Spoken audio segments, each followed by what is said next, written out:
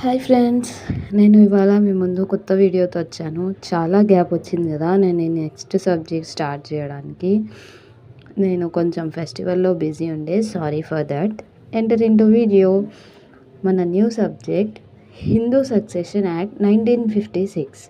Important టాపికే. నేను ఏం చెప్తున్నానో అది బేరాక్లో చూడండి, ఓకేనా? హూ విల్ గెట్ ప్రాపర్టీ, ఎవరికి ప్రాపర్టీ వస్తుంది బిఫోర్ 1956 లో ఏమేమి ఉన్నాయి? కస్టమరీ లా ఉంది. Customary Lalo 2 types of divisions ఉన్నాయి. మితాక్షర స్కూల్, దయాబాగా స్కూల్ ఉంది.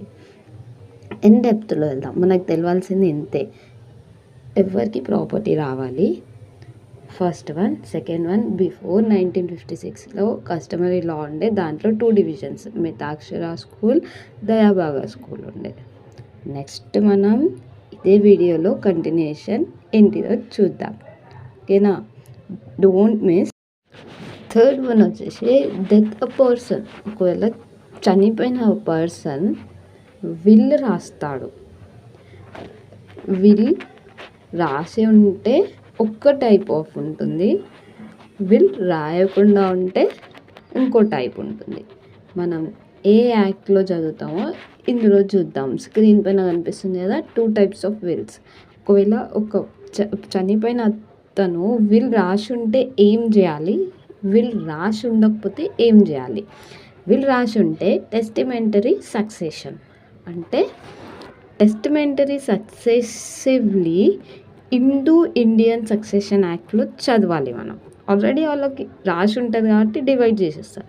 బట్ నో, విల్ రాయని వాళ్ళు ఇంటర్స్టేట్ అంటారు. హిందూ సక్సెషన్ యాక్ట్లోనే చదవాలి. దీనికి వాళ్ళు విల్ రాయకపోతే ఏం చేయాలి, వాళ్ళకి ఎలా వస్తుంది ఆ ప్రాపర్టీ అనేసి మనం చదవాలి ఇందులో, ఓకేనా? నెక్స్ట్ 4th వన్ కూడా చూద్దాం. మనం 4th వన్ ఏం చెప్తుందో చూద్దాం. Hindu succession act person death. Hindu succession యాక్ట్లో విల్ రాయని వాళ్ళ గురించి మనం చదివేది 4th వన్. ఇక అది హిందూ రాసే వాళ్ళు అది పక్కన పెట్టేసండి, అది దాంట్లో చదవాల్సింది నాకు అంత ఇంపార్టెంట్ కాదు. సో 4th వన్ ఏం చెప్తుందంటే, హిందూ సక్సెషన్ యాక్ట్ పర్సన్ చనిపోతే విల్ రాయకుండే, మేల్ ఆర్ ఫీమేల్, అమ్మాయినా అబ్బాయినా, అంటే జెంట్స్ అయినా లేడీస్ అయినా. నెక్స్ట్ ఏం చేయాలో చూద్దాం. హిందూ సక్సెషన్ యాక్ట్లో ఎన్ని ఇంపార్టెంట్ పాయింట్స్ ఉంటాయో చూద్దాం. ఫస్ట్ ఇంపార్టెంట్ టర్మ్స్ చదువుతాం మనం. సెకండ్ డెఫినేషన్ చదువుతాం. డెఫినేషన్ సెక్షన్ 2లో ఉంటుంది. మీకు అర్థమవుతుంది కదా? నేను 3rd టర్మ్ మీరు చూడాల్సింది విల్ రాసే వాళ్ళు, విల్ రాయని వాళ్ళు. విల్ రాయని వాళ్ళ గురించి మనం చదువుతున్నాం. ఏఐబిలో ఇంపార్టెంట్ టాపిక్ ఇది, ఓకేనా? టెస్టిమెంట్ అని ఉంటుంది కదా, దాని గురించి చదువుతున్నాం, ఓకేనా? నెక్స్ట్ కంటిన్యూషన్ ఉంది, మనం చూద్దాం. సెక్షన్ 2లో డెఫినేషన్ ఏందో మనం చదువుదాం. హిందూ బై రిలీజన్, కంపల్సరీ వాళ్ళు హిందూయే అయి ఉండాలి.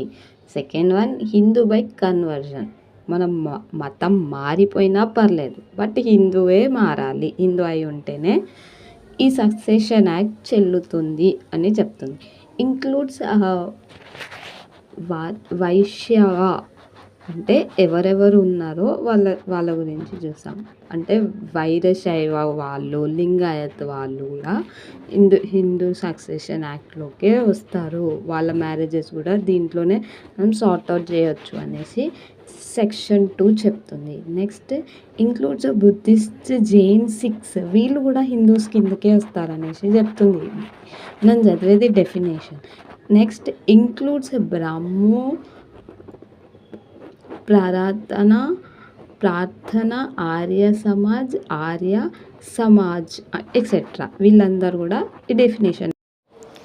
This definition is same across all Hindu law acts.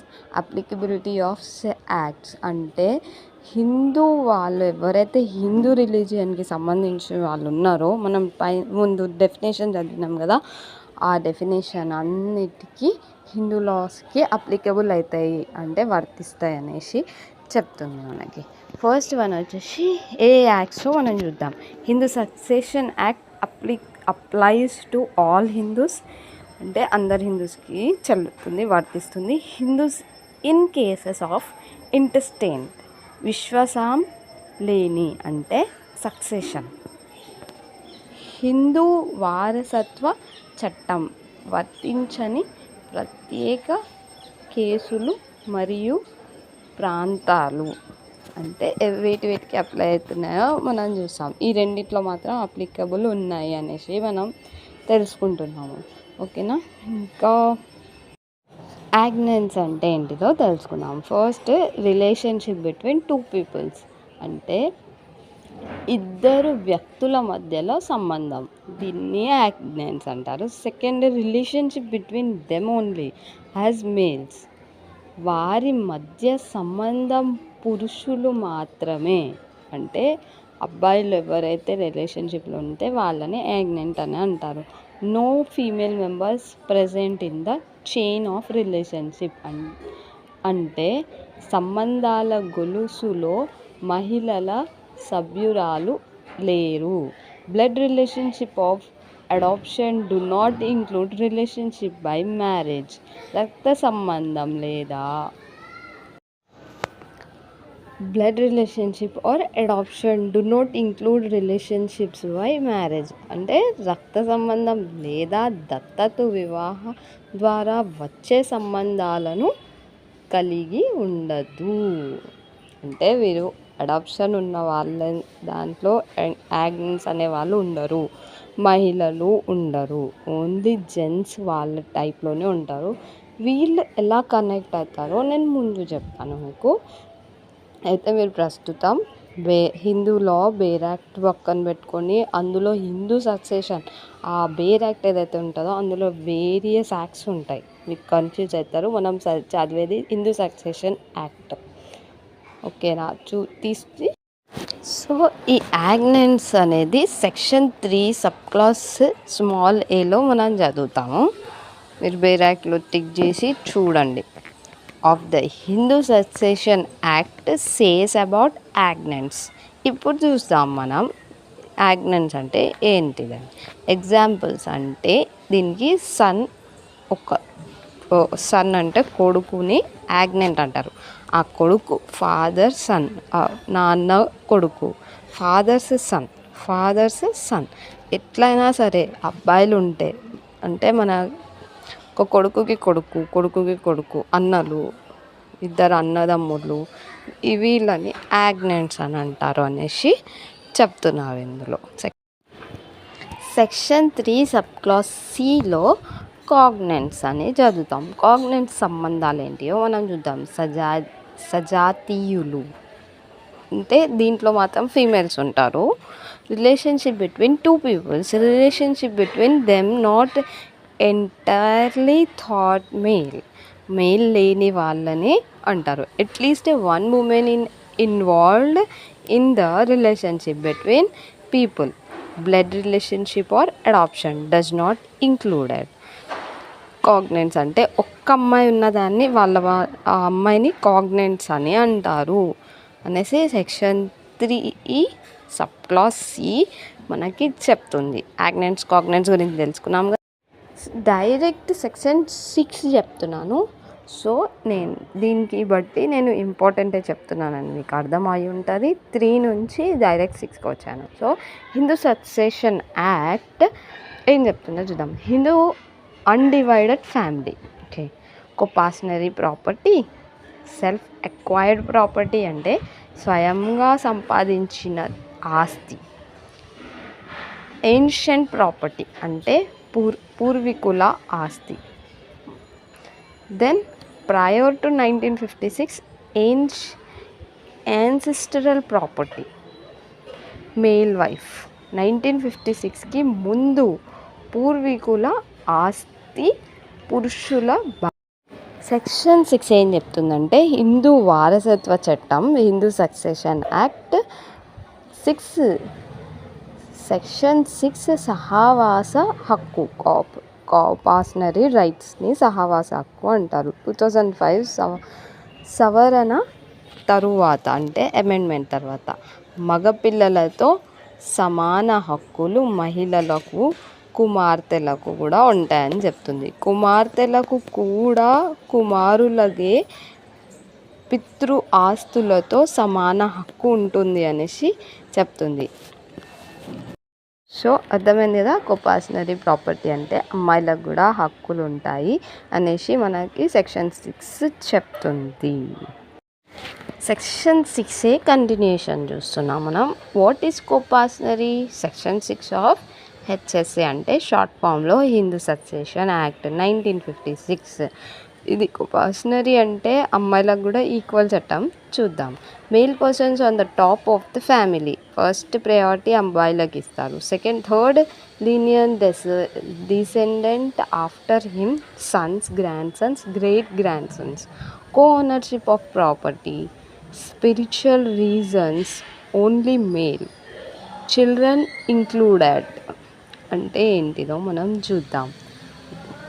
So నేను తెలుగులో ఎక్స్ప్లెయిన్ చేస్తాను, దీన్ని ఓకేనా, అర్థం చేసుకోండి. సో ఇది ఏం చెప్తుందంటే, నేను ఇంతకుముందు ఎక్స్ప్లెయిన్ చేసినా మళ్ళీ చెప్తాను. మగపిల్లలతో సమాన హక్కులు ఆడపిల్లలకి ఉంటాయి, మహిళలకు, కుమార్తెలకు ఉంటాయి. కుమార్తెలకు కూడా కుమారులకే పితృ ఆస్తులతో సమానం హక్కులు ఉంటాయని చెప్తున్నారు. సో ఆమె కూడా కుటుంబ ఆస్తుల్లో భాగస్వామి, కోపాషనరీ గుర్తించబడుతుంది అనేసి చెప్తుంది.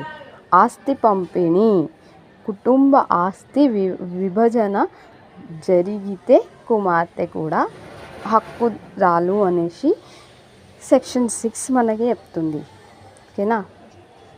పితా మరణం తేదీ ప్రముఖ. వీటి వల్ల, ఈ సక్సెషన్ వల్ల వచ్చే ప్రాబ్లం ఏంటిదో చూద్దాం. 1 వచ్చేసి only male are included in coparcenary. First ముందు ఉండేది ఓన్లీ అబ్బాయిలకి చెందుతుండే. ఒక ఫ్యామిలీలో ఒక అతను చనిపోతే వాళ్ళ ఆస్తి అబ్బాయికి మాత్రమే వస్తుండే, అమ్మాయికి రాదు అనేసి ఉండే ప్రాబ్లం. తర్వాత డాక్ట్రిన్ ఆఫ్ సర్వైవర్షిప్ వచ్చింది. సర్వైవర్షిప్లో ఆ ఫ్యామిలీలో ఎవరైతే ఉన్నారో, ఒక ఫాదర్కి సన్ 1, ఇద్దరు కొడుకులు ఉంటే ఇద్దరికి వస్తుంది అనేసి ఉండే. కానీ తర్వాతకి మనకి మంచి జరిగింది. నెక్స్ట్ చేంజెస్ వచ్చాయి 2005 నుంచి. ఇది మనకి ప్రాబ్లమ్స్ ఉండే, అప్పుడు అమ్మాయిలకి ఆస్తి లేదు అనేసి చెప్పారు. ఇది నెక్స్ట్ చూద్దాం. మనం ప్రాబ్లమ్స్ గురించి తెలుసుకున్నాం కదా, ఇప్పుడు నెక్స్ట్ సొల్యూషన్స్. అది ప్రాబ్లమ్స్ అంటే ఇట్ సిమ్స్ ఓన్లీ మేల్స్కే ప్రాపర్టీ రావడము అలా ఉండేది 2005 బిఫోర్. ఇప్పుడు మనం solution after 2005 Hindu succession act amendment అయింది. సో ఆ అమెండ్మెంట్లో ఏమేమి చేంజెస్ ఉన్నాయి, ఏమేమి ఉన్నాయో మనం తెలుసుకుందాం. daughters get same rights on coparcenary property has son. కొడుకులాగానే కూతురికి కూడా వస్తుంది అనేసి వచ్చింది మనకి. ఓకేనా. డిస్క్రిమినేషన్స్ చూద్దాం. Gender equity. సో ఏం చేంజెస్ వచ్చాయో చూద్దాం. ఫస్ట్ డిస్క్రిమినేషన్, ఇద్దరికి ఈక్వల్ రైట్స్ ఉండాలి అనేసి. జెండర్ ఈక్విటీ, మేల్ అయినా ఫీమేల్ అయినా ఒక్కరే కదా, ఒక్కటేలాగా చూడాలి, మేల్ పెద్ద ఫీమేల్ చిన్న అని చూడకూడదు. Prevent financial operations of women, అంటే ఏమైనా సరే ఉమెన్కి కూడా ఈక్వల్ రైట్స్ రావాలి. అక్కడ అత్త వాళ్ళ ఇంట్లో రావు, ఇక్కడ వస్తాయి అనేసి మనకి 2005 నుంచి ఈ అమెండ్మెంట్ స్టార్ట్ అయింది. ఈక్వల్ రైట్స్ అంతే మనకి. అత్త వాళ్ళ ఇంట్లో వాళ్ళ కూతురుకి వస్తుంది, మళ్ళీ కోడలికి రాదు అన్నట్టు. ఈ ఫస్ట్ 1 చూసాం కదా, సెకండ్ 1 చూద్దాం. From 9th September 2005 daughter has same rights as son in coparcenary property. అంటే సెప్టెంబర్ 9, 2005 నుండి కోపాషనరీ ఆస్తుల్లో కుమార్తెకు కొడుకులో సమాన హక్కులు ఉన్నాయి అని చెప్తుంది. Third 1 prospective effect rights from September 2005 onwards. అంటే భావి ప్రభావం, అంటే పదాలపై సెప్టెంబర్ 2005 నుండి హక్కులు ఉన్నాయని చెప్తుంది. అంటే అమెండ్మెంట్ అయ్యింది, ఆ వర్డ్స్ అది ఏదైతే ఉంది కదా దానికి ఎప్పటి నుంచి రైట్స్ వచ్చాయని థర్డ్ 1 చెప్తుంది. ఇంపార్టెంట్ టర్మ్స్ చూద్దాం. Partition which already took place prior to December 20, 2024 will not be reopened. అంటే ఈ డేట్కి ముందు ఏవైతే జరిగినాయో, అంటే అమ్మాయిలు ఆస్తి కోసం వస్తే వాళ్ళకి ఇవ్వరాదు అనేసి చెప్తుంది. సో దీనికి ఏం చెప్తుందంటే డిసెంబర్ 20 నుంచి 2024కి ముందు జరిగిన విభజనలు తిరిగి తెరవబడవు అని చెప్తుంది. Rule of survivorship is completely reopened. అంటే సర్వైవర్షిప్ నియమము పూర్తిగా తొలగించబడింది అని చెప్తుంది. ఓకేనా, అర్థమైనట్టే కదా మీకు ఇది. దీని తర్వాత వాళ్ళు ఎవరైతే ప్రాపర్టీ సర్వైవర్షిప్ నియమము పూర్తిగా తొలగించబడింది అంటే మొత్తానికే తీసేయబడింది ఈ సర్వైవర్షిప్ అనేది. కానీ ఫస్ట్ వన్ మాత్రం చేంజెస్ వచ్చాయని. హిందూ సక్సెషన్ యాక్ట్లో ఇంపార్టెంట్ కేసులో ఇది ఒక వారసత్వం, మన తాత ముత్తాతల ఆస్తుల పంపకం గురించి ఈ కేసు ఏంటంటే Prakash and others versus Phanilavati 2015. A father dead prior to 2005 and partition did not happen, then daughters cannot get rights under new law. Okay, only father is alive after 9/9, then daughter will get rights under new law. చూద్దాం మనము ఇప్పుడు దీని గురించి నేను తెలుగులో explain చేస్తాను మీకు. ఫనీలావతి అనే మహిళ తన తండ్రి వారసత్వంలో భాగం కోరి కోర్టును ఉంచారు. ప్రతివాదుల ప్రక్ష మరియు ఇతరులు ఆమెకు హక్కు లేదని వాదించారు. ఎందుకంటే ఆమె తండ్రి 1956 హిందూ సక్సెషన్ యాక్ట్ అమలులోకి వచ్చేలోపే మృతి చెందారు అని చెప్పారు. తండ్రి 2005కి ముందు మరణించుంటే కుమార్తెకు పితృస్వతిపై హక్కు ఉండదని తీర్పు ఇచ్చింది. సో అంటే 2005 హిందూ వారసత్వం సవరణ చట్టం అంటే హిందూ సక్సెషన్ అమెండ్మెంట్ యాక్ట్ 2005 ప్రకారం హక్కులు అప్పటికీ తండ్రి జీవించి ఉన్నప్పుడే వర్తిస్తాయి. దీంట్లో ఇంపార్టెంట్ చూద్దాం మనం. ఇది అప్పటి వరకు వివాదాస్పదంగా ఉన్న ఆశానికి స్పష్టత ఇచ్చింది. కుమార్తెలు తండ్రి మరణానికి ముందు జీవించి ఉన్న తండ్రి 2005కి ముందే మరణిస్తే వారసత్వం హక్కు ఉండదు అని ఈ తీర్పు చెప్పింది. అర్థమైంది కదా కేసులో ఏంటిదో. ఇది కూడా చాలా ఇంపార్టెంట్ కేసులో చూద్దాం డెప్త్లో ఏంటిదనేసి. వినీతా శర్మ వర్సెస్ రాకేష్ శర్మ 2020. ఇది కూడా హిందూ సక్సెషన్ యాక్ట్లో చాలా ఇంపార్టెంట్ కేసులో AIB 20లో కంపల్సరీగా కూడా అడగవచ్చు. So daughters will now be treated at par with sons. అంటే కుమార్తెలను ఇప్పుడు కొడుకులతో సమానంగా చూస్తారు. So compulsory rights is a right which one gets immediately after birth. అంటే compulsory హక్కు అనేది పుట్టిన వెంటనే పొందే హక్కు అని చెప్తుంది. So daughters will also get rights of compulsory immediately upon birth, irrespective of death of daughter before 2005. అంతే కాబట్టి ఏం చెప్తుందో చూద్దాం. 2005కి ముందు తండ్రి మరణంతో సంబంధం లేకుండా కుమార్తెలు పుట్టిన వెంటనే compulsory హక్కులను పొందుతారు అని ఈ కేసు చెప్పింది. ఈ కేసు ఈ 3 సెంటెన్స్ చెప్పింది కదా. మనము కేసు లోపల కేస్ స్టోరీ కూడా తెలుసుకుందాం. ఈ కేసు దేని గురించి అనేసి, ఏం చెప్తుంది ఈ కేసు అనేసి తెలుసుకుందాం.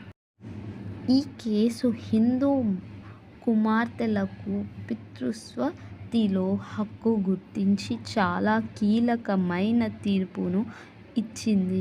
ఇది 2005లో చేసిన హిందూ సక్సెషన్ అమెండ్మెంట్ యాక్ట్ను వివరంగా వివరించి పూర్వపు ప్రకాష్ వర్సెస్ ఫణీలావతి కేసు తీర్పును కొంతవరకు మార్పు స్పష్టత చేసింది. సో మనం వినీతా శర్మ అనే మహిళ తండ్రి సంపాదించిన వారసత్వంలో తనకు భాగం కావాలని కోర్టును ఆశ్రయించింది.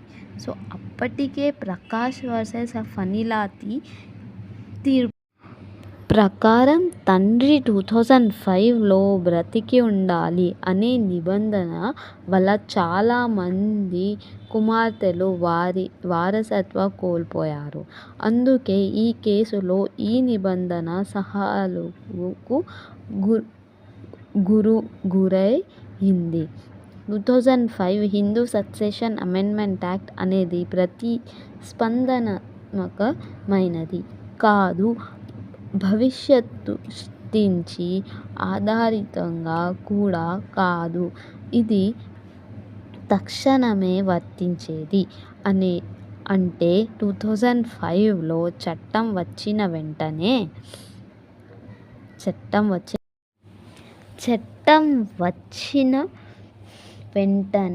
ఆ చట్టం అమలు అయింది.